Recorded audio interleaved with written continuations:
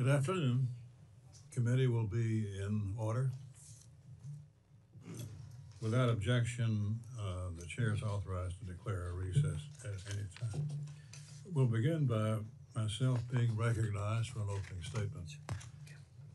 I'd like to welcome our witness, the Honorable Pam Bondi, Attorney General of the United States, to testify on the Department of Justice's fiscal year 2026 budget.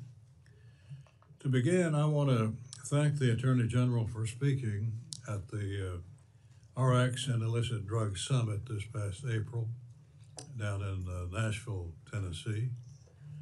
That's, I think, the third or fourth of those summits that you have been there to speak, and we appreciate that especially. That summit gathers the best and brightest to discuss ways our nation can tackle the opioid and addiction crisis impacting every corner of our country. At this year's summit, we received some encouraging news from the CDC that overdose deaths have decreased by nearly 30%. Unfortunately, we still lost over 80,000 loved ones in 2024, and recent provisional data from the CDC suggests that the progress that has been made might be coming to an end. And indeed, 70% of those deaths were from fentanyl. Significant more work needs to be done to curb opioid addiction, including focusing on the precursor chemicals being produced in China and the manufacturing labs in Mexico, as well as tracking down the cartels and criminals that shop these drugs to our nation's children. The Department of Justice must keep this at the top of their priority list. Unfortunately, Madam General, your job at the top will not be easy, and the list of issues that the American people are counting on you to address is long and dangerous. From fentanyl and immigration to violent crime and supporting local law enforcement, the Department of Justice needs to uphold the rule, law, and equal justice while tackling the most dangerous situations confronting Americans. To make matters even more difficult, this all must be accomplished within a budget that needs to be right-sized for efficiency and effectiveness. The Department of Justice's fiscal year 2026 budget request totals just under $34 billion. This represents a reduction of close to $3 billion from fiscal 25, and specifically the request includes about $11 billion to target violent crime, $10 billion to tackle drug crimes, over $3 billion to defend the nation and our citizens against transnational organized crime, and over $3.5 billion to address immigration. These are the exact issues that hit home for many families, and these are the issues that are being discussed between neighbors in all of our states, including mine in Kentucky, and across the nation. After 4 years of politicization at the Biden's Department of Justice, these are the issues that the American people expect you to address. They want a Department of Justice that protects American citizens from violent crime, not one that is weaponized against them for speaking their minds. Thus far, we have seen much progress on many of these fronts, including an administration that's taking the nation's borders seriously. Attorney General Bondi, I stand ready to support you in your efforts to ensure that the American public lives in a society that is free from crime and abuse. I look forward to hearing from you today regarding the fiscal 26 budget, and then we will go from there. There are critically important funding decisions ahead of us, and I hope we can gain a better sense of your priorities today so that we can make the best decision on behalf of the American public. Let me now recognize the ranking member of this subcommittee, Ms. Ming, for any remarks she cares to make. Thank you, Mr. Chairman, and welcome Attorney General Bondi. Tens of thousands of public servants at the Department of Justice and its bureaus have historically worked very hard and continue to work hard to protect public safety and uphold the rule of law in our country. Yet, I must take this opportunity to express my very strong concerns about this current administration's lack of respect for the rule of law. Over the past 5 months, we have seen numerous examples of this administration outright breaking the law. The administration continues to illegally withhold billions of dollars in funding that Congress appropriated, including hundreds of recently terminated justice grants that had previously been awarded through open and competitive processes. The administration is violating the federal law that mandates that the Office of Management and Budget publish apportionments and show the public how and when federal agencies are spending appropriated funds. The Justice Department has begun illegally restoring the gun possession rights of convicted felons and domestic abusers. It's allowing the sale of forced reset trigger devices without a background check. These are devices that effectively convert regular firearms into machine guns, which I fear will only make mass shootings in the United States more numerous and deadly. More than 1,500 individuals involved in the January 6th attack on the Capitol were pardoned or granted commutations of sentences. The president's new appointee as pardon attorney, Ed Martin, previously raised money to help defend some of the most violent of these individuals, people who assaulted police officers. Some of the pardoned January 6 defendants have subsequently been arrested, charged, or sentenced for other crimes. Under this president, the U.S. has accepted a luxury jetliner from Qatar, very likely in violation of the emoluments clause of the Constitution. This president has also issued a series of illegal and unconstitutional executive orders, several of which are being challenged in courts right now. Presidential actions in recent months have also directed highly political and targeted investigations against law firms and individuals, including Miles Taylor, a former staffer for the House Appropriations Committee's Republican majority. Meanwhile, the administration has weakened law enforcement against political corruption by gutting the department's public integrity section, which fairly investigates and prosecutes corruption by government officials. It has dismantled Task Force Kleptocapture, which was started after Russia's 2022 invasion of Ukraine to enforce sanctions and target oligarchs close to the Kremlin. It has also ended the FBI's Foreign Influence Task Force, which was created to defend against foreign influence operations targeting U.S. institutions. Furthermore, dozens of experienced career federal prosecutors, litigators, and FBI leaders have been fired or forced out since the start of this administration, including James Dennehy, the highly respected leader of the FBI's New York field office. I'm really concerned about what is happening in the Department of Justice, especially based on the department's fiscal year 2026 budget request.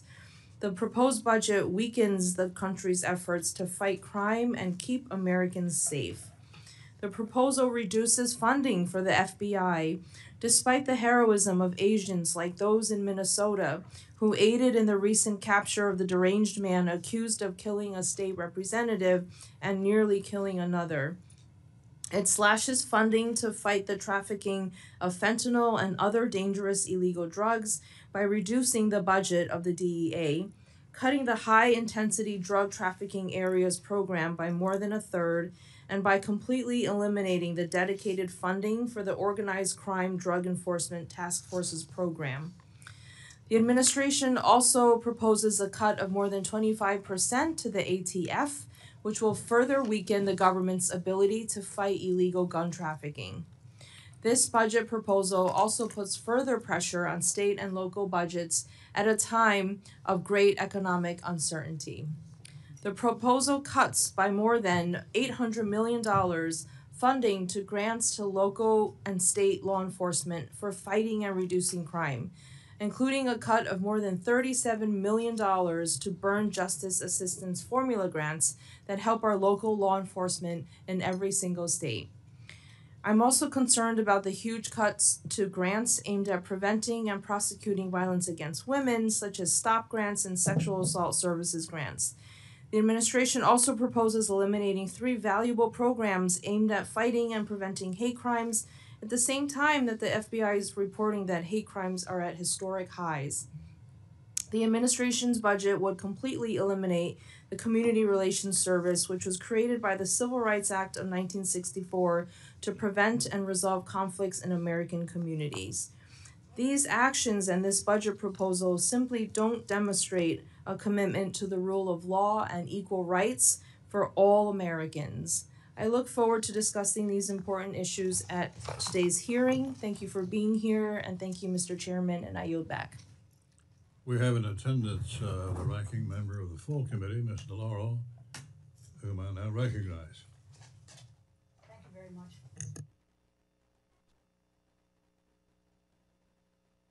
Thank you, Mr. Chairman, and I want to thank you and Ranking Member Meng for holding this budget hearing. And also want to say a thank you to our witness, Attorney General Bondi, for appearing before the subcommittee today.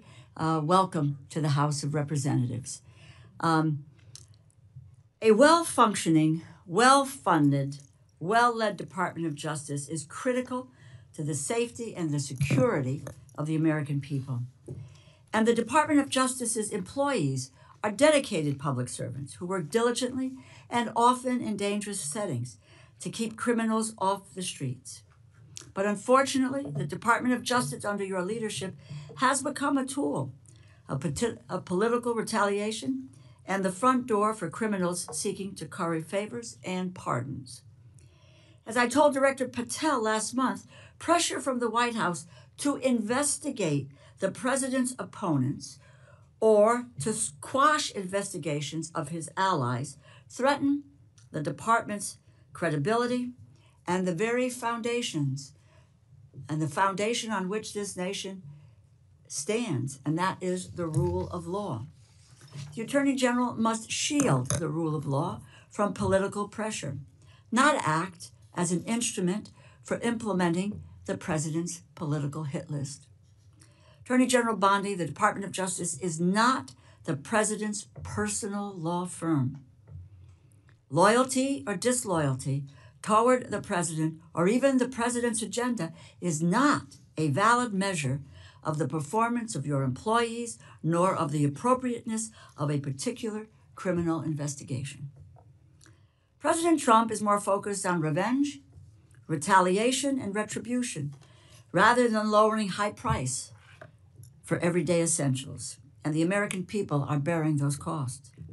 The American people expected President Trump to address the high cost of living, but the president is not laser focused on the cost of living crisis. He is actually making it worse.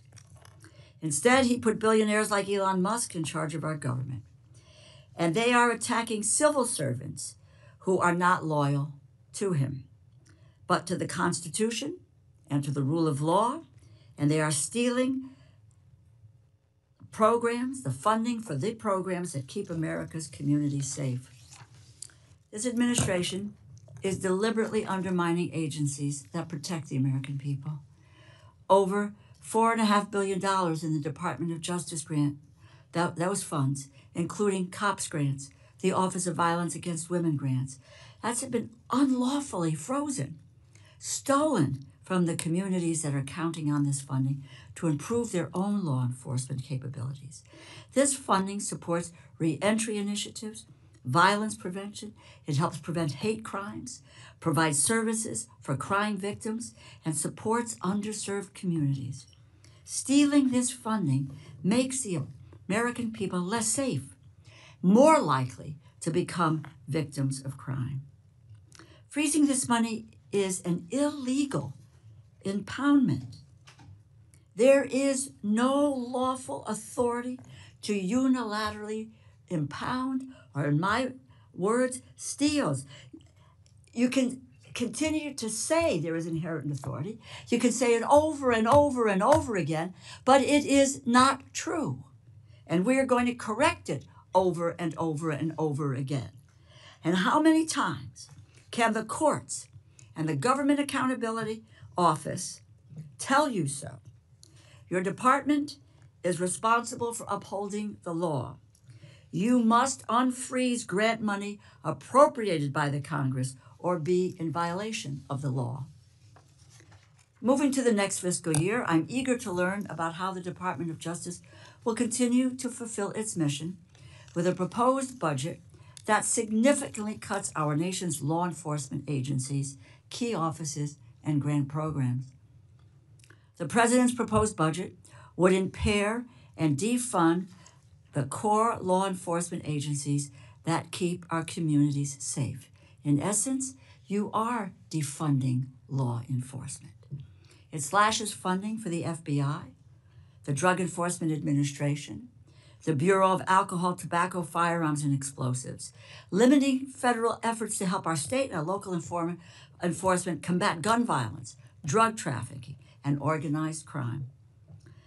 The budget also targets DOJ's foundational legal divisions, cutting funding for civil rights enforcement, environmental protection, and even, yes, national security. It takes an axe to grant programs and other programs that support domestic violence survivors and local police departments. It dismantles DOJ's tax division, which will only make it easier for prominent tax cheats to avoid prosecution, further increasing the burden on honest taxpayers who pay what they owe. They pay what they owe. Our largest corporations do not. And why on earth does your budget slash the Department of Justice's Office of the Inspector General by 30%? Does this administration want to eliminate waste, fraud, and abuse or not? Our government's Inspector General are absolutely critical nonpartisan offices that help Congress and the American people eliminate and prevent fraud and corruption. This administration has directly undermined and even removed over a dozen of these offices across our government.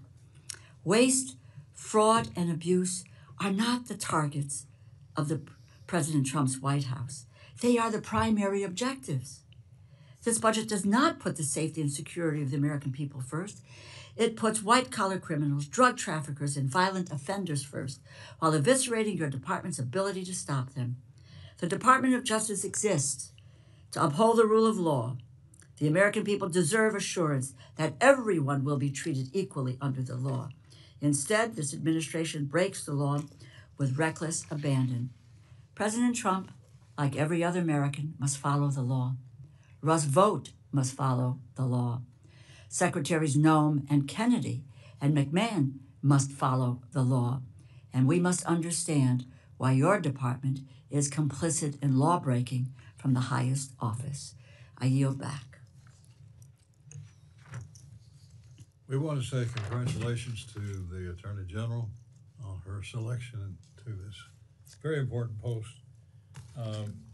But she brings a great record from her home state of Florida in her earlier part of her life.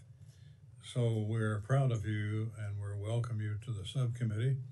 And you're now recognized for an opening statement, which will be entered into the record. Thank you, Chairman. Good afternoon, Chairman Rogers, Member DeLauro, and Ranking Member Meng, and distinguished members of the subcommittee. I'm honored to appear before you today to present the President's fiscal year 2026 budget for the Department of Justice. I look forward to working with all of you to ensure continued support for the department and our many critical missions. President Trump's fiscal year 2026 budget proposal totals $34 billion for the Department of Justice. That money will support federal law enforcement as well as our state, local, and tribal law enforcement partners.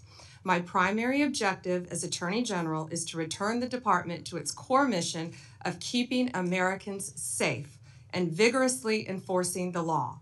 This budget will allow us to continue doing just that. Since January 20th, we have dismantled deadly fentanyl networks across our country. We prosecuted MS-13 and TDA members using terrorism and RICO charges. We've seized thousands of illegal guns from cartels and extradited key cartel leaders into U.S. prisons. Last month, the FBI arrested 205 child predators in a single operation, and the DEA executed the largest fentanyl bust in the history across 4 states. We have also surged FBI resources to investigate thousands of violent crimes committed against American Indian and Alaskan Native people. These are just a few examples of what we've achieved thus far. The budget will allow us to continue doing our crucial work. We've also led the charge to enforce our immigration laws, rebuild our immigration system after 4 years of chaos, help secure our nation's borders, moreover. We must guarantee that our laws allow us to process, hold, and remove those who enter our country illegally. Our U.S. attorneys continue to effectively work with law enforcement at all levels to investigate and prosecute the increasing volume of immigrated-related criminal offenses. Additionally, the President and I have established and reinvigorated 3 task forces to enforce the administration's priorities. The Homeland Security Task Force is enhancing federal and state law enforcement cooperation to destroy criminal cartels, foreign gangs, and transnational criminal organizations throughout our country. Joint Task Force Alpha will continue to specifically target the human trafficking and human smuggling networks that took root while our border was wide open. And Joint Task Force Vulcan will continue successful efforts to arrest and prosecute members of TDA and MS-13. We are also committed to making America safe again by reducing recidivism. The Bureau of Prisons has suffered mismanagement, lack of funding, and low morale. Throughout my confirmation process, BOP came up in every single meeting, regardless of the senator's party. The President's budget proposal will address critical staffing shortages, enhance staff retention, and deliver positive changes to a system that has long needed improvements. The resources made available through President Trump's proposal will also empower the department to continue fighting our war on fentanyl. Since January 2025, the DEA has already seized 41.5 million fentanyl pills and 4,470 kilos of fentanyl powder. It's a historic rate, but it's not enough. We won't rest until this poison is off our streets. And finally, the 2026 budget continues my commitment to find savings in the department, reduce inefficiencies, and deliver value to the American taxpayer. In fiscal year 2026, the department will merge components that will work in overlapping areas and make our law enforcement and grant-making efforts more effective. We will emerge from this work as a leaner organization, better equipped to keep the American people safe. Chairman Rogers, Ranking Member DeLauro, Ranking Member Mang, it is my pleasure to highlight our efforts to be good stewards of these resources. I am working diligently to restore confidence and integrity to the department and each of these components. Thank you for your continued support of the department's financial needs and for the opportunity to present our budget request. I also would ask all of us now to pray for our troops in Qatar. Amen. I look forward to working with you, and I'm now happy to take any questions you might have. We will proceed under the 5-minute rule, and I will yield myself the first 5 minutes. As you know, Madam Attorney General, rural America, many parts of the country, including my district, continue to suffer from the lethal effects of illicit drug use and overdose deaths. How does your 26 budget propose to address drug crimes such as trafficking and the influx? What are you doing differently than in the past? Chairman, what we are doing, we are focusing all of our law enforcement agencies on getting these drugs off of our streets. Since I was a state AG, I focused on the opioid crisis. I focused with all of our agencies working hand in hand on the drug crisis. Securing our borders, I believe, was the first step. We will continue to do that. On May 22nd, I believe, Chairman, we announced the success of Operation Raptor, the FBI-led DOJ operation that targeted fentanyl trafficking on the dark web. That's become a huge problem. You know, with added technology now, we have seen drug trafficking increased not only across our borders, not only through the mail, but also on the web. And that's something I believe that we can all work together on. I believe that crosses party lines. That's something that we all need to work together on. We've seized 144 kilos of fentanyl, 180 firearms, and over $200 million in currency and digital assets, working with 9 international partners and arresting 270 drug traffickers across 4 continents. And that was all because of Operation Raptor. On May 6th, we executed the biggest fentanyl bust in DEA's history. We dismantled a Sinaloa cartel that trafficked across 5 states: New Mexico, Arizona, Utah, Oregon, and Nevada. We seized 412 kilos of fentanyl pills, 11.5 kilos of fentanyl powder, and 49 illegal firearms. We arrested 16 accused drug traffickers. These cartels, these gangs, are so organized that they insulate their leaders. The leader of this particular cartel was living in Oregon, yet none of the drugs were with him. This was incredible police work by all of our agencies, federal agencies, working hand in hand to track them down. I met in conference rooms.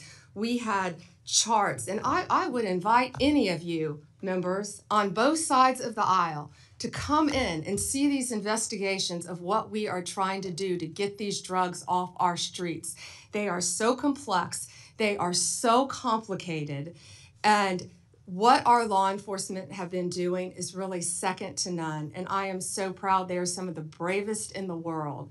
And I am so proud at what they have been doing, working with all of our state and local partners to eradicate these drugs. My point of that was in Oregon, was the leader of this particular Sinaloa gang. And again, he insulated himself. But we were able to catch him thanks to great police work, and we will continue to do that. Well, congratulations. Thank you. And thanks for the invitation. I hope we can take you up on that. During his hearing before us, FBI Director Patel indicated a lot of precursor chemicals that originated in China are now going to terrorist organizations that reroute the precursors into our country through the northern border. What can you say about that? Yes, Chairman, that's accurate. You know, I've been fighting this fentanyl epidemic since I was a state AG, when it really first came on the market. Ironically, I was recently in Poland at a security conference with all of my counterparts around the world, and I will never forget something they said to me. My counterpart in Poland said, "Fentanyl isn't here yet." yet, because they protect their borders. And yes, the northern border is now a great concern to all of us, I would think to everyone on this committee. And yeah, that's a great concern, but we will continue to do that. We are fighting to protect those precursors from coming in, as we know. And you know, what they keep doing is they're changing the precursors. And they continue to change them, and they continue to send them through Mexico, through Canada, on ships, through our ports of entry, into our country. But that's something we have to all work together on to stop. I went to our DEA lab. I met with our DEA. It only takes, it looks like almost 2 grains of salt. I had them put sodium chloride in a little bottle so I could show people. That's what it takes to kill you. And that's what our kids are taking. They don't realize that it is mixed in, they think they're buying a Xanax, an Adderall, I can't say this enough, an oxycodone pill. They think they are buying something else, and this junk is being laced, this poison, into these pills throughout our country. And that's something I feel like we can all work together on to try to stop. But yes, that was, a very long answer to yes, it's coming in through our northern border, but we are doing everything we can to secure that. We are working with Homeland Security very closely, and they're doing an incredible job on that as well, Chairman. Ms. May. Madam Attorney General, I wanted to ask about a topic that's of great importance to many Americans and especially my constituents, which is about hate crimes. I'm really troubled that your budget proposes to end the grant programs that may help prevent some of these hate crimes. As you may know, I was the author of one of these programs, the Community-Based Approaches to Advancing Justice program, which was created in fiscal year 2022. This program supported local groups working to increase hate crimes reporting, give community members resources in languages other than English, and to improve relationships between local law enforcement and the community. It was a direct response to the rise in hate crimes targeting Asian Americans during the COVID-19 pandemic. You may recall in March 2021, 6 women of Asian descent were tragically murdered in Atlanta, Georgia. My Hate Crimes Act passed through Congress in May of that year with bipartisan support, including from several of my colleagues on the other side of the dais. For years, I've been hearing from constituents about how scared they felt and have been hearing from members of these communities as well as experts who've told me that one of the best ways to combat hate in this country is to fund prevention programs. So not just prosecution, but also prevention.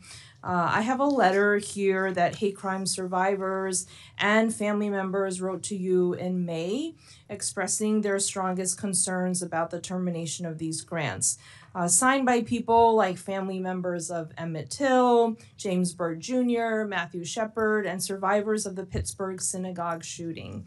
I ask unanimous consent to enter into the hearing record this letter from these survivors and family members to Attorney General Bondi regarding the termination of hate crimes related grant programs.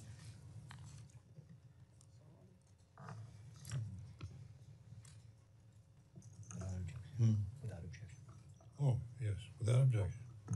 Thank you, Chairman. Attorney General Bondi, I absolutely share your support for law enforcement and for the prosecution of hate crimes in a just way, but we must combat all forms of hate on all fronts, bringing together law enforcement and community leaders and members of the public. And these grant programs have helped many communities do exactly this. So I just wanted to ask and hear from you why there is a proposal to eliminate the 3 largest sources of DOJ funding for hate crime prevention programs. Yeah, and Ranking Member, can you list those 3 for me again? And I'm sorry, I have not received your letter yet, but I would welcome working with you on any issue regarding hate crimes in the Asian American community, in any community. I welcome working with you on that. Okay, yeah, I would love to. And this letter was sent May 15th, and we'll make sure that you and your team have received it. So the programs, one of them, for example, is named the Community-Based Approaches to Advancing Justice. 3 programs have been cut, and one of these programs literally help support our law enforcement departments locally, like our NYPD, to train and respond to hate crimes. Let me see. So we have 5,800 grants, Chairman, that come, Ranking Member, excuse me, that come through my office. 365 have been cut so far. That's approximately 6%. What I will tell you is we have turned back on 13 of those so far because people have reached out to me. If you want to reach out and talk to me directly, I will give you my cell phone. I would love to sit down with you and see if we can work that out. I'm sorry, I'm not familiar with those three directly. But again, we will, if you have on either side of the aisle any grants that you believe should be back on, I would love to meet with you and work with you on that. We're doing that on a case-by-case basis, and law enforcement is my top priority, especially hate crimes, violence against women, everything I've done my entire career as a prosecutor. I think we have a former prosecutor in the room too, and I look forward to working with you on those and seeing what we can do to help you. Great, we'd love to work together, and we will flag all the programs that have been impacted, including those that directly support our local law enforcement like NYPD. And just to be more specific, the three programs mentioned are community-based approaches, Jabara Hire, No Hate, and Shepherd Bird. No Hate, Shepherd Bird. Thank you so much. Thank you. Mr. Gonzalez. Thank you, Chairman, and thank you, Attorney General, for being here today. You know, when the DOJ submitted their budget, the United States was a nation at peace, and now we're a nation at war. So my questions are going to be focused on national security.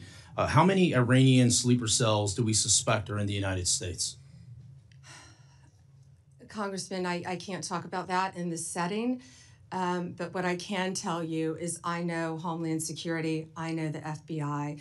They are focusing on doing everything we can to keep our nation safe, and they will continue to do that. Yeah, it's a frightening time in which we live right now, but President Trump is committed to keeping all Americans safe, and we look forward to working with you on that. Great, thank you. How many active cases of threats to the homeland does DOJ currently have open as of today? Countless.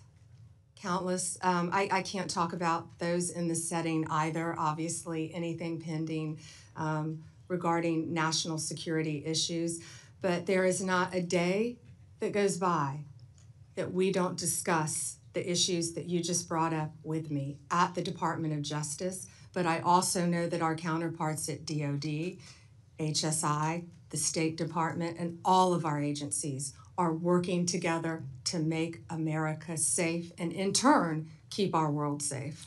This is very much on my mind. I spent 20 years in the military. I spent 5 years in Iraq and Afghanistan. These aren't, of course, these aren't dots on a board.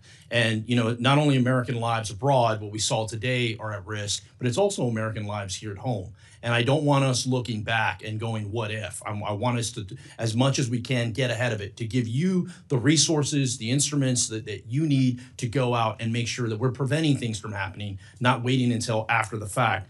There was a report, you know, of over 1,500 Iranian nationals that have entered the country illegally over the last several years. Do we know out of those over 1,500 how many of those have been convicted of a crime? Yeah, I don't have the number of the conviction, but it's well over 1,000 have entered. Yes, I don't know if it's quite up to 1,500, but yes, it's well over 1,000 have entered our country, and I can tell you we are on high alert, and everyone is looking at that very closely. Just some things just don't line up as far as us. I see the world is on fire now more than ever before, right? Once again, when this budget was submitted, we were a nation at peace, and now things have changed. I look at this, I see law enforcement and national security has a reduction of $645 million, over 1,500 positions. You know, the notes I have, the FBI will implement cost-saving measures. The largest decreases will be in criminal, cyber, response and service branches, and national security branches. FBI's criminal investigation, cyber, and international operations will reduce resources and support various investigations and partnerships. Additionally, the counterintelligence, counterterrorism, threat screening, and weapons of mass destruction programs experience reductions. I mention those things because those, in my eyes, those are the programs that we need more resources to, more manpower to. And not everything's about money. I mean, you alluded to this. A lot of times it's about being more efficient with the things that you're doing. I'd love to hear your thoughts on some of the way we're looking to get ahead of any problem sets. Thank you, and we can do more with less. Of course, you can always do more with more, but we're doing more with less. We're prioritizing, we're refocusing, and the budget request supports $7.5 billion for national security. Also, that's why it's very important, I believe, for all of you to support Big Beautiful Bill. The One Big Beautiful Bill gives us a lot of additional funding at the Department of Justice to carry out our mission. The Senate version gives us $11.82 billion. Currently, the House version gives us $3.3 billion. Hopefully, they will come to a compromise in there, but that's where it will truly help Department of Justice combat all of the issues that you brought up and many others. And thank you for your service to our country, especially now. I didn't realize that you had served in Iraq. Thank you. Yeah, no, of course. And thank you for saying that. I mean, resources matter. And the Big Beautiful Bill, we look forward to getting that to the president's desk as soon as possible. Once again, to give you the resources and the tools you need to get ahead of these problems that we see so clearly coming through. I represent nearly half of the southern border. The border is on my mind quite a bit. One of the questions I have, I focus a lot on convicted criminal illegal aliens. Do we know how many illegal aliens have been convicted of a crime in the United States? Yeah, I can get you those specific numbers. I don't know, but many. I can tell you our prosecutors are indicting and charging illegal aliens constantly, violent crimes, rapes, thefts, many crimes throughout this country. And yes, our borders were wide open. And Congressman, back in September, I went to our border at Yuma, Arizona, not in Texas, but in Yuma. And at our border, what I saw firsthand, we saw IDs just dropped from every country you can imagine. El Salvador, Venezuela, China, every country you can imagine. And of course, I didn't see Iranian driver's license, but they are coming into our country. Yes, we know that's documented, but just walking into our country. And that's why Homeland Security, that's why ICE, that's why the FBI, that's why all of our agencies, DEA, ATF, are all working hand in hand to combat that and to keep Americans safe. And that is what President Trump is committed to doing. Thank you. Chairman, I yield back. Ms. DeLauro? Thank you very much, Mr. Chairman. Just a quick note before I get to my questions. Fentanyl seizures are down 30% compared to last year, and that data is coming from the Customs and Border Patrol, CBP. I don't make it up, but fentanyl seizures are down. At your confirmation hearing, you asserted that you will do everything in your power to prevent illegal gun runners in our country. Your budget request for the Bureau of Alcohol, Tobacco, Firearms, and Explosives, ATF, proposes a cut of 26% below the current level. How can you justify such a massive cut without inevitably weakening ATF's ability to help our state and local law enforcement fight illegal gun trafficking? How many ATF law enforcement officers and industry operations investigators do you anticipate will be lost to attrition as a result of this funding reduction you're proposing? So, I am a career prosecutor, and I believe in keeping America safe, making America safe. First, what we're doing is ATF is going to be brought over with DEA. Mm-hmm. Everyone knows, everyone sitting up here, guns and drugs go together. They go together. We're going to make it more efficient. What I will tell you will not be happening is ATF agents will not be knocking on the doors of legal gun owners in the middle of the night asking them about their guns. They're going to be out on the streets. If I can finish, they're going to be out on the streets. I have three No. minutes. You asked me a question. I did. And you asked me a question. And you haven't I'm gonna answered answer my it. question. So they're going to be out on the streets working You hand haven't in hand answered my with question. DEA You to haven't violate. answered. Mr. Chairman, I'd like an answer to my question. And the question is not being answered. How many ATF law enforcement officers and industry operations investigators you anticipate will be lost to attrition as a result of the funding reduction you are proposing. You are proposing a 26% cut to ATF for fiscal year 2026, as well as a 4.4% cut to DEA. So you're going to merge the two agencies together, and then you're going to shortchange their resources, so neither one of them will be able to do the job that they have been designed to do. You've got a 34% cut to the high-intensity drug trafficking areas program, no dedicated money at all for the Organized Crime Drug Enforcement Task Force. So, in my view, it's fair to say that the Trump administration proposal shortchanges federal efforts to stop illegal gun trafficking and federal efforts to stop the flow of dangerous illegal drugs like fentanyl. As I was attempting to answer your question very calmly, unlike you, Excuse me, Madam Attorney General. Answer yes or no. Tell me what the numbers are. I don't want to hear all of your filibuster about this. Go ahead, please. Tell us the numbers. So we are reorganizing. ATF agents want to be out on the street. Okay, Working let me with answer the DEA question for you. agents. I'm going to answer it for you. Page, Mr. Chairman, you give me a certain amount of time, and I have a high respect for you, but I don't have to listen, nor do my colleagues have to listen to a filibuster when it's a simple question. But I have an answer to your question. It's page 146 of the department's fiscal year 2026 budget, and the performance summary explicitly says, and let me quote, ATF will eliminate 541 industry operation investigators, reducing ATF's capacity to regulate the firearms and explosive industries by approximately 40% in fiscal year 2026.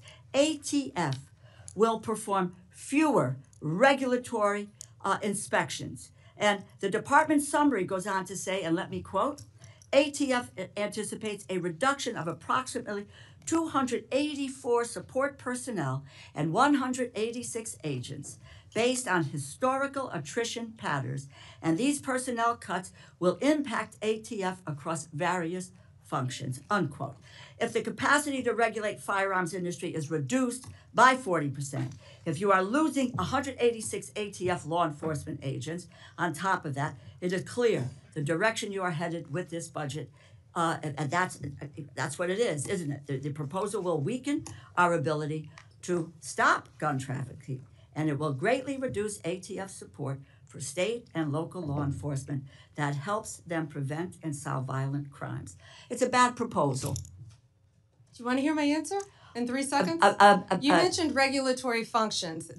We will not be having ATF agents go to the doors of gun owners in the middle of the night asking them about their guns, period. They will be out on the streets with DEA, guns and drugs. How many are gone? It will be attrition.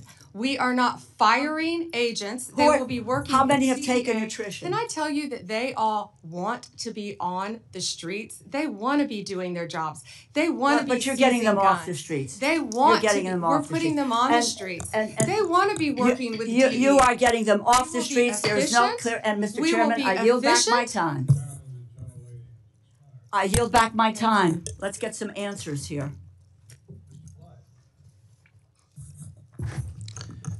Thank you, Mr. Chairman, and thank you, Attorney General Bondi, for being here today. You are, in my mind, a breath of fresh air to our Department of Justice. Thank you.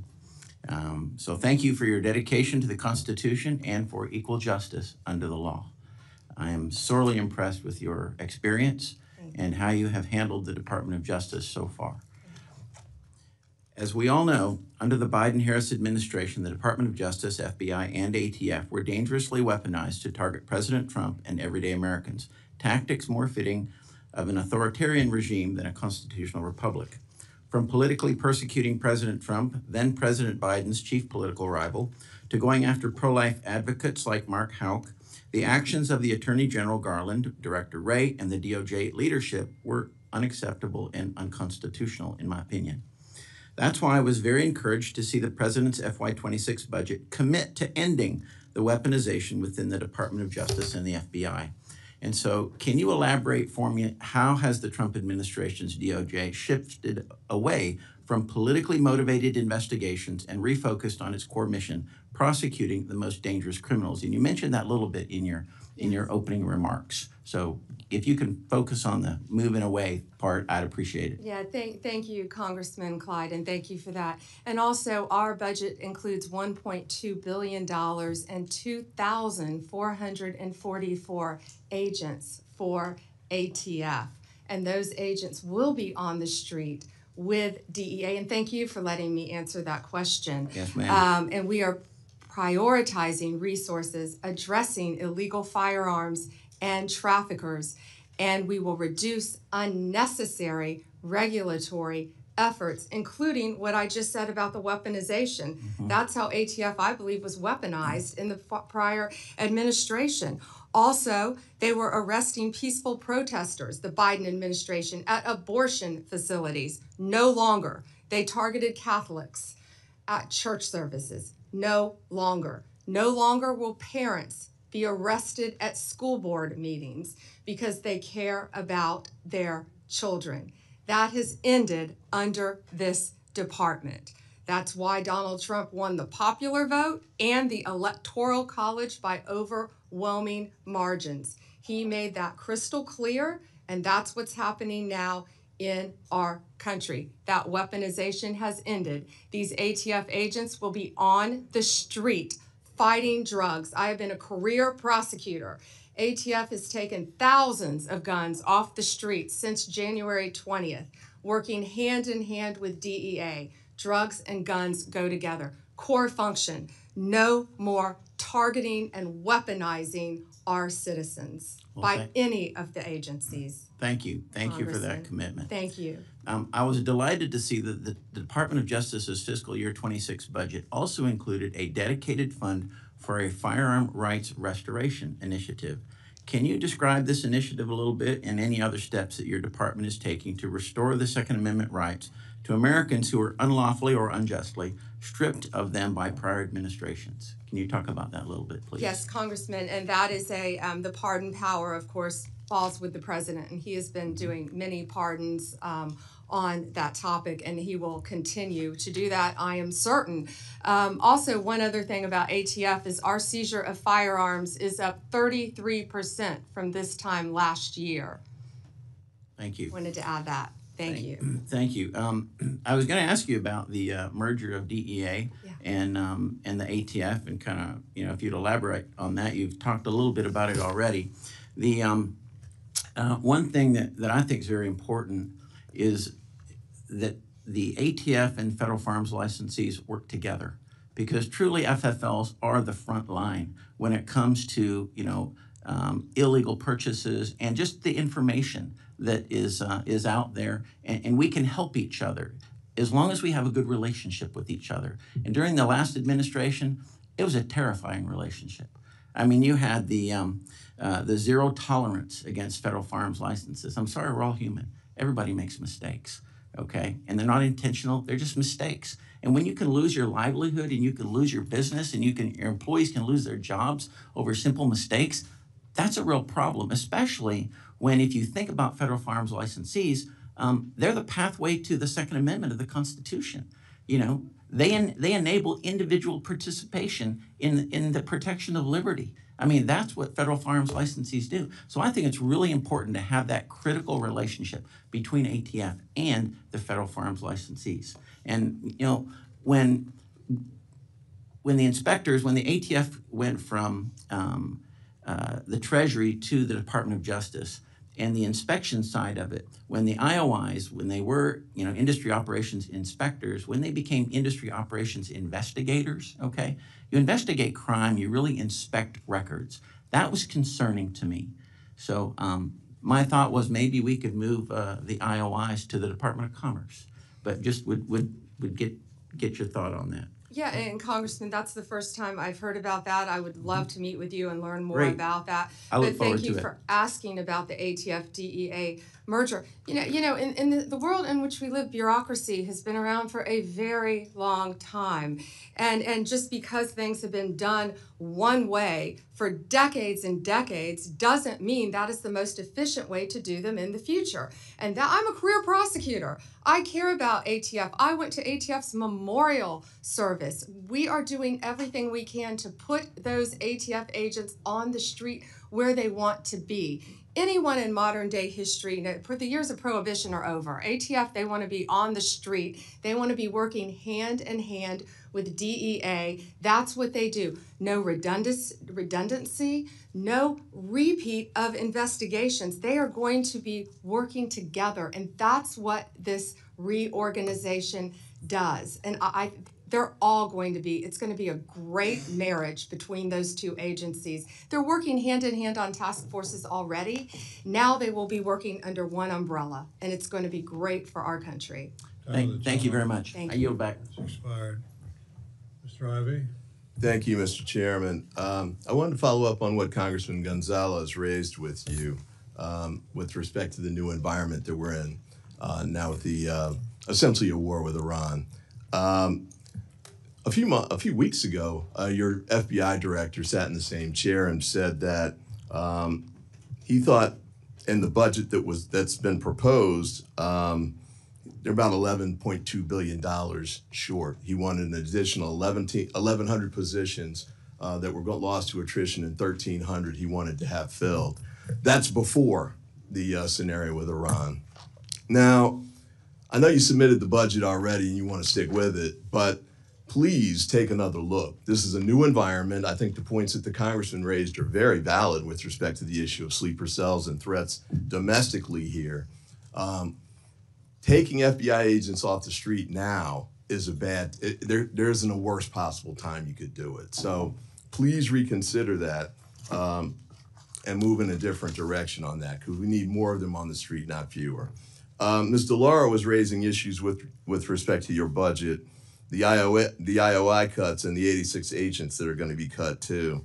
And the concern I have on that front, I know you're saying they want to be on the street, but they're ATF agents that do things that aren't on the street. So like, for example, the Nibbin work where they match the cartridges to the guns is critical. And I'm very concerned that some of the cuts you're going to make are going to impact that. And the Nibbin pieces are critical for state and local law enforcement. It's like you used to be, because a lot of them don't have the resources to track it down. And the information that they can get, they can turn it around in 48 hours. So the man who attempted to assassinate now President Trump, the connection that was made was through this apparatus, this approach. The same thing with the Minnesota assassin. So that's an area where we can't afford to have those kind of cuts, I don't think, at this time. And the performance of fewer regulatory inspections. I had gun dealers in my district who needed those inspections to take place. And important findings have been made, certainly with respect to tracking crime guns and cracking down on gun dealers who are working illicitly. I'm not saying they all do. I mean, many of them operate in the right way, but the only way to track it down is through inspections that have to be aggressive. And by the way, even under the current regime or the previous regime, I think some of them didn't get inspections for maybe every 10 years or so. So it wasn't like it's a constant harassment piece.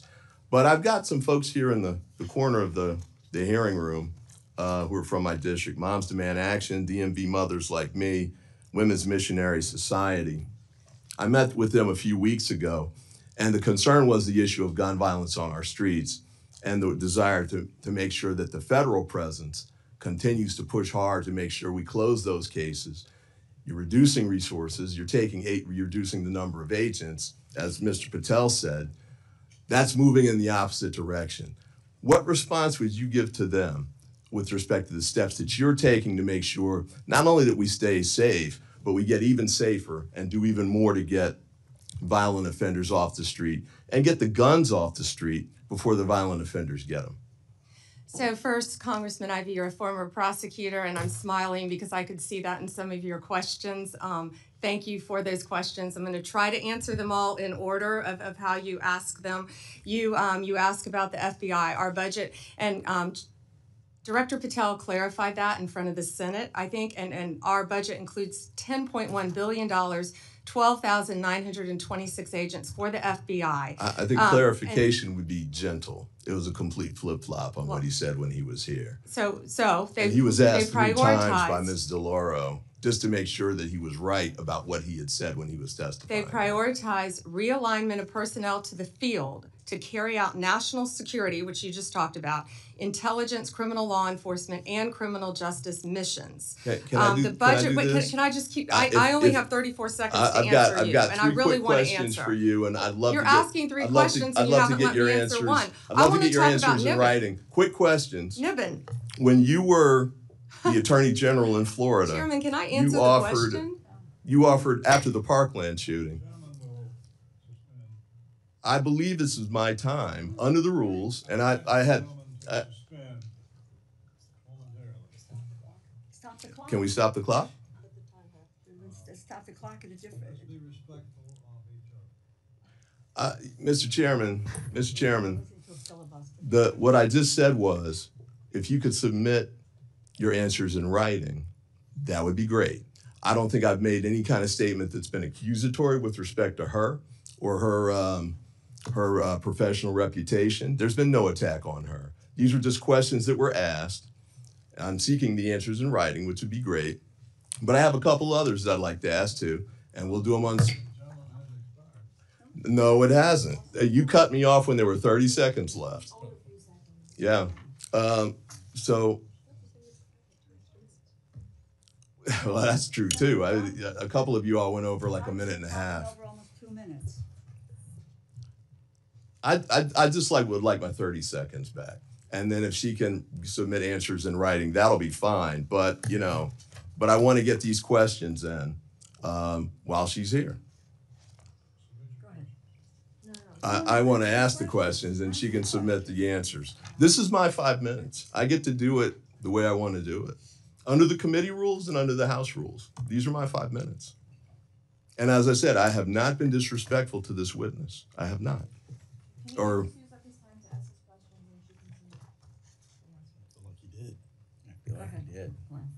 okay. When you were the Attorney General in Florida, after the Parkland shooting, my understanding is that you moved to ban gun sales to people under 21. Is that a position that you would take now as the Attorney General? I have a bill, HR 2368, which does something like that. I would be interested in if you'd be willing to co-sponsor or support that bill. You also moved to enact red flag laws, allowing a judge temporarily to confiscate weapons when he or she viewed that the person was at risk of hurting himself or someone else. Is that a position you would continue to support now? And the last one is ghost guns. Ghost guns, I don't think you took a position on it back when you were the AG in Florida, but we've had 2 bills come through here in the Congress, all Democratic co-sponsors. I think there's no argument that ghost guns have any, appropriate use on the street. They only help criminals avoid prosecution. Would you support a legislative ban on ghost guns? And with that, I yield back.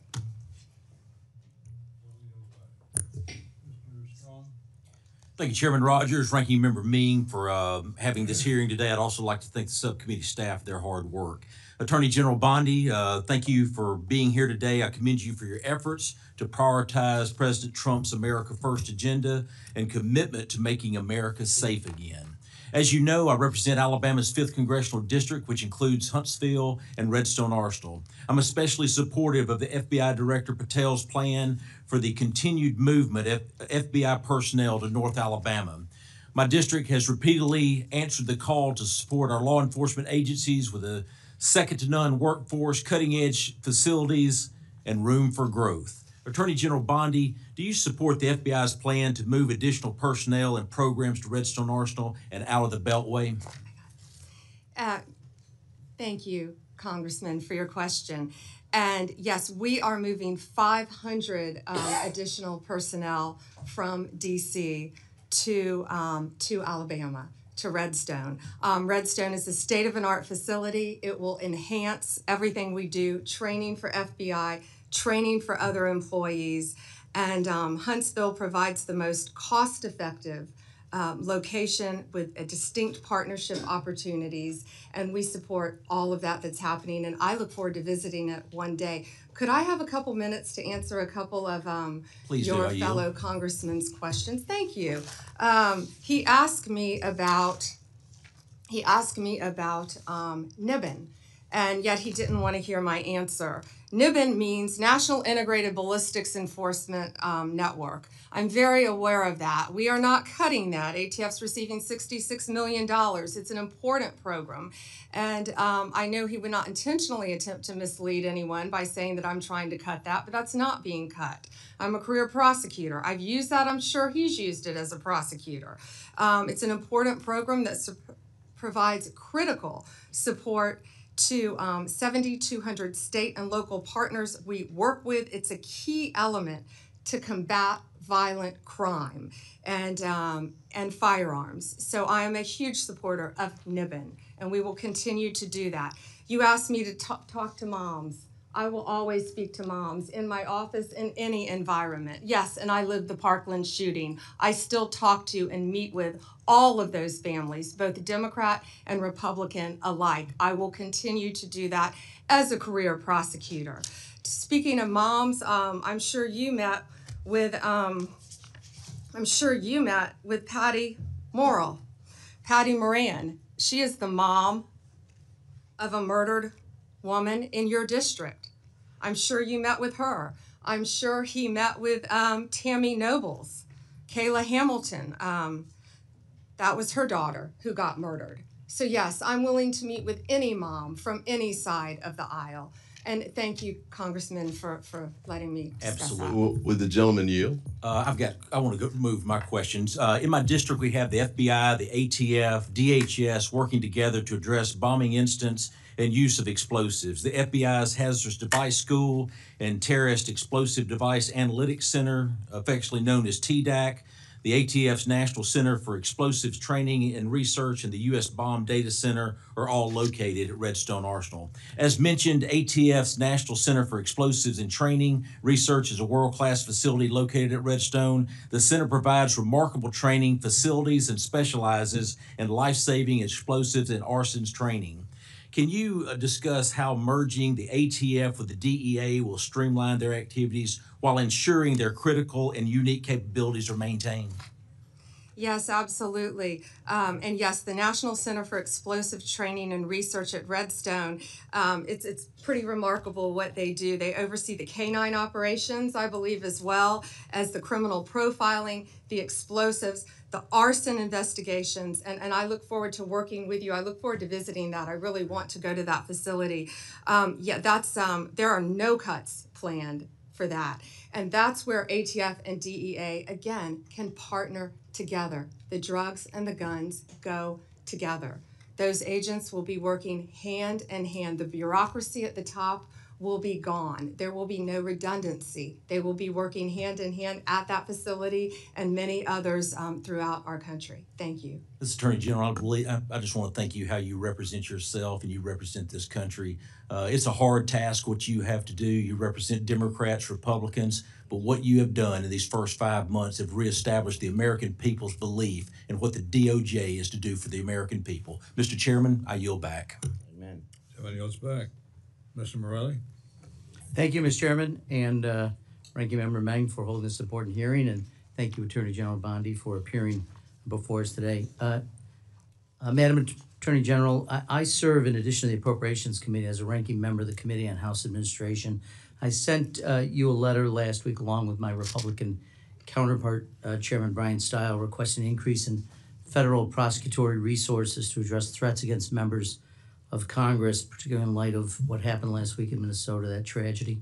In 2024, the U.S. Capitol Police identified and received nearly 9,500 concerning statements or threats against members.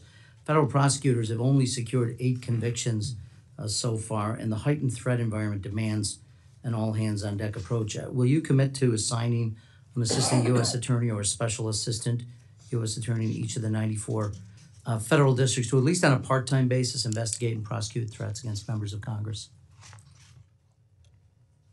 So thank you for bringing that up, and I take that very seriously. Not only what happened in Minnesota was horrible. I've spoken to Keith Ellison. I've spoken to Amy Klobuchar about that. It's horrible. We are involved in that. The FBI was involved. Our U.S. attorneys are involved. Many of these are district to district. So the way we're doing that is, I will tell you, my National Security Division is involved in all of those and assisting in those. We meet every single morning and we discuss that. But many of those, Minnesota, will be handled in the state in which it happened. Another one is Governor. I'm sorry if I can keep going. I'm sorry. Sure. I don't mean Quickly, to. though. I filibuster. Governor Shapiro and what happened in Pennsylvania with Governor Shapiro. I've spoken to Governor Shapiro. We are working hand in hand, our U.S. attorney with the district attorney there, hand in hand, just like in Minnesota. I made sure our U.S. attorney and our district attorneys there were working hand in hand. Political party doesn't matter when something like this happens. And I also want to make sure all members of Congress are safe as well. Okay, and I would reiterate, Chairman Stile and I think Chairman Stile and I agree that at least a part-time in each of the 94 districts would be appropriate. Let me change topics for just a moment. Really quick on that. Yes, we're doing that through our National Security Division, so I think that's already in the works, and I would be glad to meet with you in a secure facility to talk about that. Very good, thank you. Continuing, in addition to my role here, the committee that I serve on as an authorizer oversees Capitol security as well as federal elections, so I'm closely following the aftermath of January 6th. Recently, several defendants who received presidential pardons related to that day are now arguing in court that the pardon covers crimes like, for instance, illegal firearm possession discovered in a search of an individual's home in California months after January 6th. What's your position on whether the pardons cover these separate offenses? The pardon power rests with the president, not the Department of Justice, and some of that is pending litigation, and I cannot discuss pending litigation. Well, I'm not asking you about who has the right to a pardon. I think as the Department of Justice in February wrote, the pardon is an act of grace which removes the punishment from a crime a person has committed. It further said, in its effect, the granting of a pardon is in no sense the overturning of a judgment of conviction. It is an executive action that mitigates or sets aside punishment. So as the chief law enforcement officer, what's your opinion, not the president's power of whether he can offer a pardon? That's pretty clear in the Constitution. But for crimes committed unrelated to January 6th, would you suggest that the pardons would cover activities or crimes potentially committed outside of that by the same person? Well, I don't know if you're referring to Joe Biden pardoning his son after he said he would not pardon Hunter Biden. Or the no, I actually referred to of January 6th. I'm sorry. All the sentences that the people that were on death row, I've met with those families. All of those sentences were commuted. I'm not going to comment on pardons on either side of the aisle. So, well, I'm not asking about either side. I'm asking, you're the chief law enforcement officer in the United States. You have a responsibility directly, you sworn oath to the Constitution, not the president. Want to know what your views are on the extent to which pardons cover potential crimes committed by individuals who have been pardoned but unrelated to January 6th. Do you mean the ones that were done by the auto pen? I'm not going to discuss anything that Mr. could Chairman, be or not be pending litigation. Respectfully, Ms. DeLauro accused you of filibustering. I think that's the height of filibustering. This is a serious topic. And for you to suggest that you don't have an opinion or to divert to other things that had nothing to do with January 6th pardons, I think is frankly demeaning to your responsibilities and your job. With that, I'll yield back.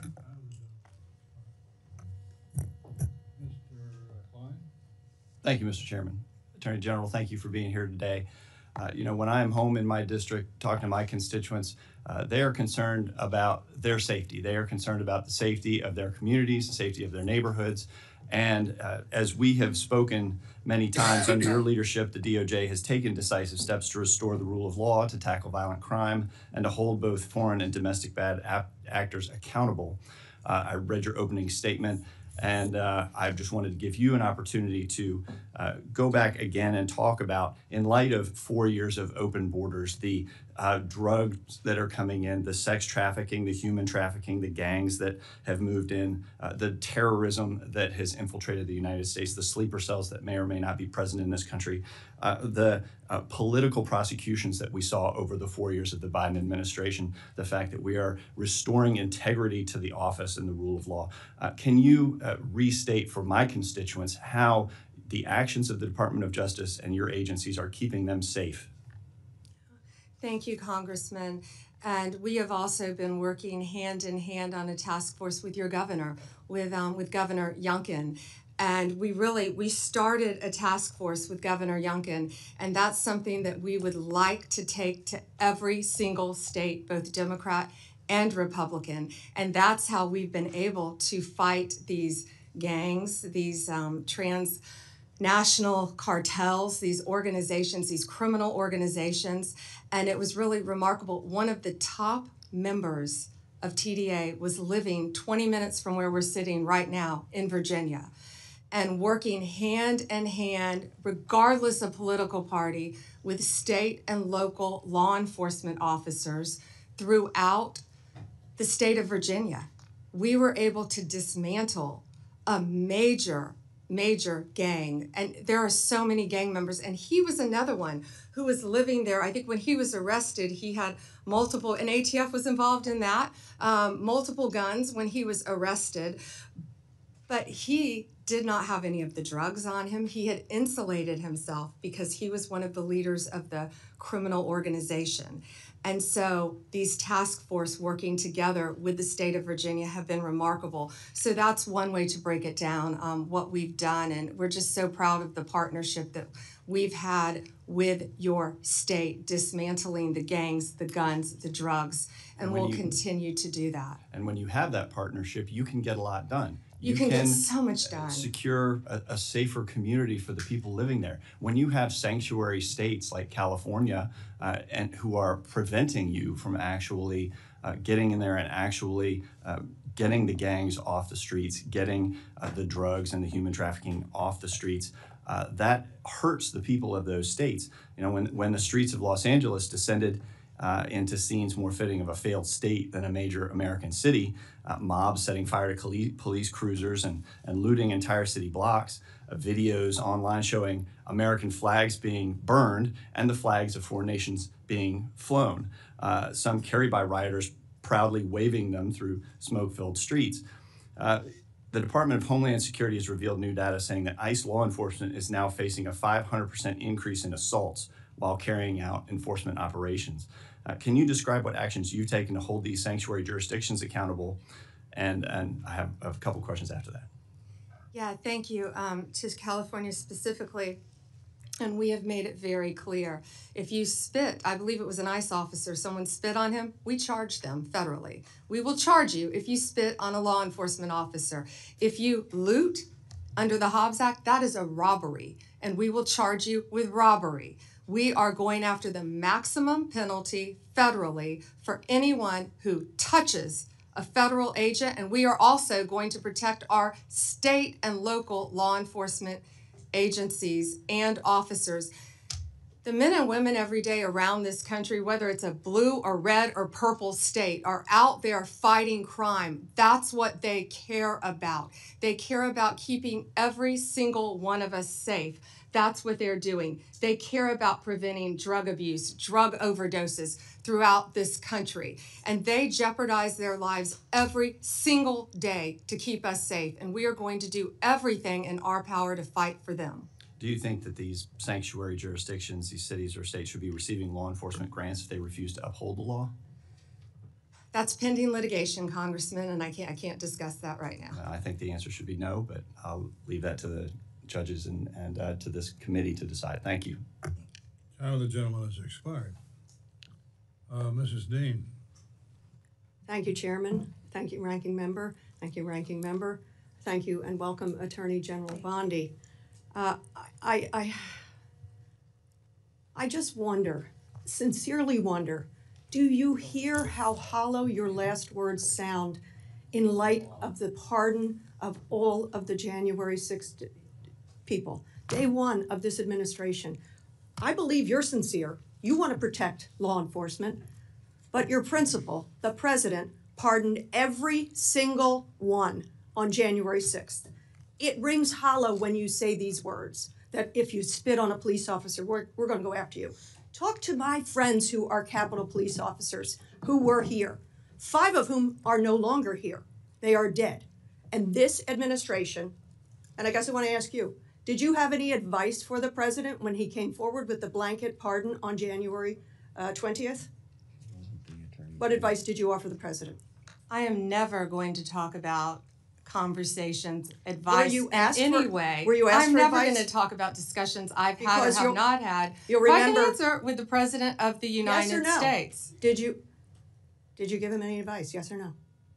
I am not going to discuss any conversations That's a that no. I have had with it. And You just put your words in own my word, mouth. I but- am not going to No, discuss. I'm going to reveal your own words. I am Just a not moment. going to Please stop. discuss Please stop. This is conversations my that I've time. had with the President of the United States. Attorney You asked me General, a question. I would like to reclaim and the you last asked 20 me to seconds. answer. I have asked to reclaim my time. Please put 20 seconds back on the clock. You have an extra 30. If the general, She answered and then answered it again and answered it again with a non-answer. I ask for your consideration if the of general putting time lady on. will let the witness answer the questions, we will She proceed. answered it by saying no. Okay. The 3 hallmarks of this administration are incompetence, corruption, and cruelty. I'm going to focus today on corruption. And in my mind, there are 2 types of corruption: personal, and then the other I'm going to call public, governmental. Attorney General, have you ever been registered as an agent of a foreign principal under the Foreign Agents Registration Act? I assume you're talking about when I represented the country of Qatar for a very short time. The Hold answer is on. yes. No, Hold on. excuse me. No. No. For anti-human trafficking for the World Cup. Anti-human trafficking or for the no? World Cup. Attorney you can't General, put words in my mouth. No. You want to talk about incompetence? You're the one that Excuse said Joe Biden on PBS was competent. You had to retract those words. Mr. So don't Chairman, talk to me. Don't insult me publicly. this is so discourteous. This is so outside the committee's guidelines. Taking a personal shot at me while swiping at Biden, very strange and very unprofessional of you. The answer is yes or no, and the answer is yes. You were registered as a lobbyist for Qatar. Is that correct? Yes. Never mind. Don't answer. Did you disclose that when you went before for the Senate for confirmation? Yes or no? No, it was not in your documents. The answer is no. President Trump. This was discussed at my confirmation hearings in detail. It was discussed, but you failed to bring up the conflict that you had. President Trump recently announced he'd accept that $400 million Qatar airplane because it was just prettier than the one he was flying around in. Is it true that you gave advice that this was legally permissible? Yes or no? I will not discuss any advice that my Office of Legal Counsel gives to the President of the United States on any matter. When you spoke before the Senate, you said you would ask for ethical advice. Did you recuse yourself from that issue? And talking about unprofessional, you say the President wanted a jet because it's pretty? Excuse Come me. on, this is a Senate, this is a He said it himself. congressional hearing. He said it himself. Let me go to April the 2nd. You're a part of this, the president has dabbled in meme coin.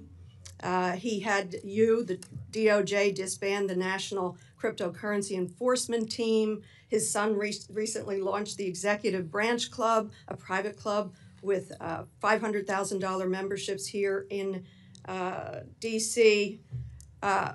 Any of this seem like it might be a problem, might be profiteering from the office, and maybe you and your ethics team might be concerned about these conflicts of interest, your own and the president and his family? Yes or no? Any concerns? What I would be concerned about in Pennsylvania are all the child sex cases that we've prosecuted, all the CSAM cases that we've prosecuted. Did you hear in my question? Pennsylvania. I That's asked what the I would witness be to concerned actually about. answer questions that are asked. Congresswoman Dean. Chairman, Please let the witness answer the question. she didn't. And I would like to ask you one more question. You're not just complicit in this, you're actively helping and profiting. Isn't it true that on April the 2nd, the same day that Trump announced his chaotic tariff regime that plummeted the stock market, you sold more than $1 million worth of your shares in Trump Media stock? Trump Media stock fell 13% in the following days. Seems you avoided that loss. Well done. I yield back. May I answer that, Chairman? I complied with my ethics, and yeah, I would take a class in financial literacy if you think I profited from that, because I lost a tremendous amount of money. Congresswoman, and also on page 25 of my SJ2, it lists my involvement with Qatar for anti-human trafficking for the World Cup. Thank you.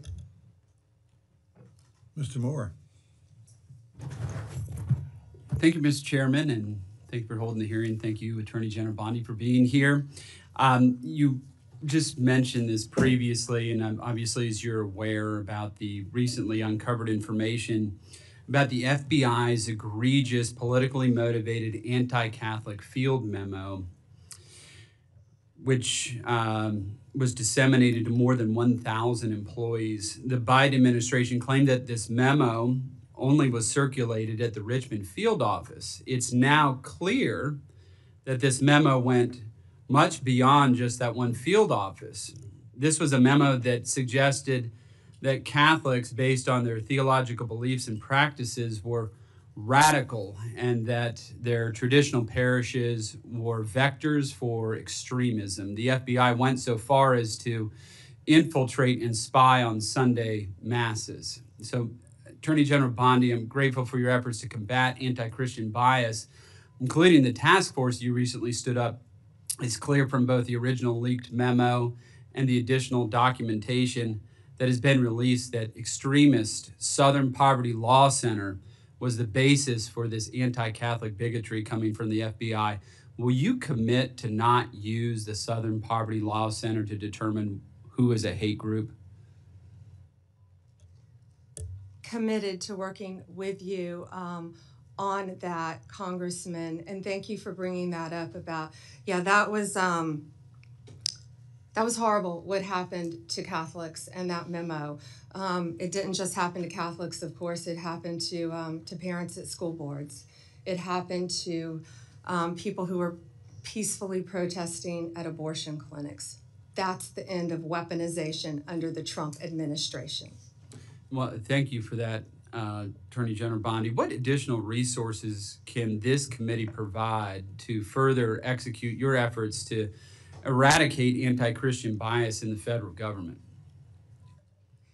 Yeah, we're committed to working with you. Our Civil Rights Division, led by Harmeet Dillon, is doing an incredible job working on those issues and many more. Our Civil Rights Division, I met with her this morning. I talk to them almost daily, and they are working to protect people of all religions. And, you know, especially now, I'm actually surprised that hasn't come up yet this morning, but in light of everything happening with Israel, all of the anti-Semitic things that have been happening around our country. I went to the crime scene here in DC of 2 young people who were leaving a Jewish museum and were gunned down simply because of their religion. It was horrific. It was horrific. And then in Boulder, Colorado, when a Holocaust survivor was firebombed, lit on fire because she was Jewish. And so it's not only Catholics, it's every religion, and even mosques that were slow-walked under the Biden administration and not allowed to open. We will protect every religion in this country. Well, thank you for your commitment to that, and I truly appreciate it, and I think everybody of faith in the United States appreciates that. And I just want to switch gears real quick to just another topic. In 2022, the DC Metropolitan Police recovered the remains of 5 unborn children, apparently from a DC abortion mill, which appeared to be the victims, these 5 remains that were found, victims of a brutal partial birth abortions. As you know, Congress passed a bipartisan law outlawing this gruesome practice in the early 2000s.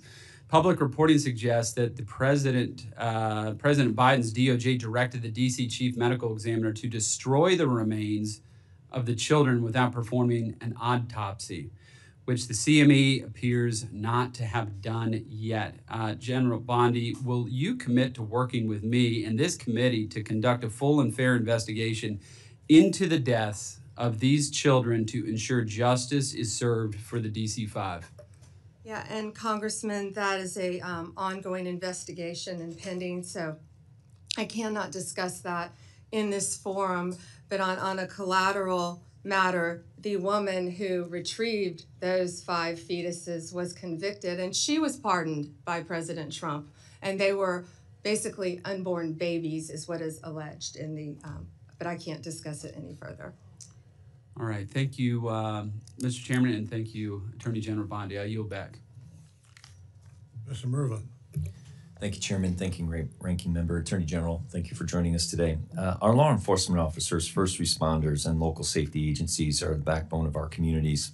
In Northwest Indiana, I've worked hard to bring critical federal grant dollars home, funds that directly support the brave men and women who protect us every day. Unfortunately, funding for 2025 has been rescinded, weakening our public safety framework and making our neighborhoods less safe. I firsthand have a positive impact in securing dollars and investments for Gary, Indiana, East Chicago, Lake County, and Michigan City that were force multipliers that were technology such as license plate readers and the COPS grant. I'm asking you today, what can we do to ensure that those funds are going to continue to flow to my district? And in light of the HIDA, I'm in Northwest Indiana, Gary, Indiana. We are a HIDA district where we have the Chicago traffic. That's vitally important to my district. I just need commitments that that funding will continue to be going forward and that our agencies will have that support. Congressman, thank you for bringing that up. I'm well aware of the HIDA. I believe that's in Maryville. Is that correct? You are correct. And yes, that funding will remain where it is. We do not intend on touching that funding. We want to protect HIDA. Very good. So in light of the escalation with Iran, part of our cybersecurity and our infrastructure when it comes to our electric grid, our banking systems, that is a new threat. Does this budget reflect increasing our cybersecurity protections, and how is the Department of Justice going to protect our infrastructure when it comes to bad actors such as Iran coming directly at our infrastructure in a cyber attack? Yeah, we have $50 million for cybersecurity, and also in the one big with an M, 50 million. 50 million, okay. Yeah, but also in the one big beautiful bill, it is also addressed to give us more resources. And you know, it's not only Iran, as you well know, it's China as well. But right. Yes, I wholeheartedly agree with you. In the reconciliation, tomato, in the reconciliation bill, can you tell me what more resources are going to go towards cybersecurity? Because I was under the impression that was decreased. Can I get you? I will get you those numbers. Okay. Yes. I want to do everything I can to help you protect cybersecurity, all of us in this country, not only again with Iran, but also with China and all of our foreign adversaries around the world. Okay.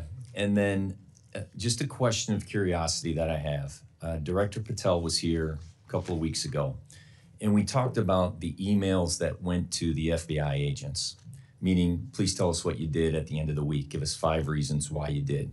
At first, Director Patel said that didn't exist. Then he specifically said, well, that came from the Department of Justice to the FBI agents. And his words, I told them not to fulfill that obligation.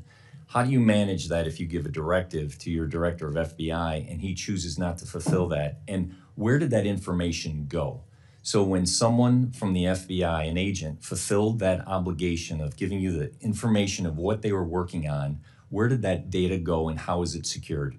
Yeah, and Congressman, I'd be happy to see who answered that, but I asked, when I learned about it, I asked that it be withdrawn, and it was, that email. When you learned about the email going to the FBI agents, you asked them to withdraw it. Who did you ask to have it withdrawn? My entire office, and it was. So it is unknown who sent that email?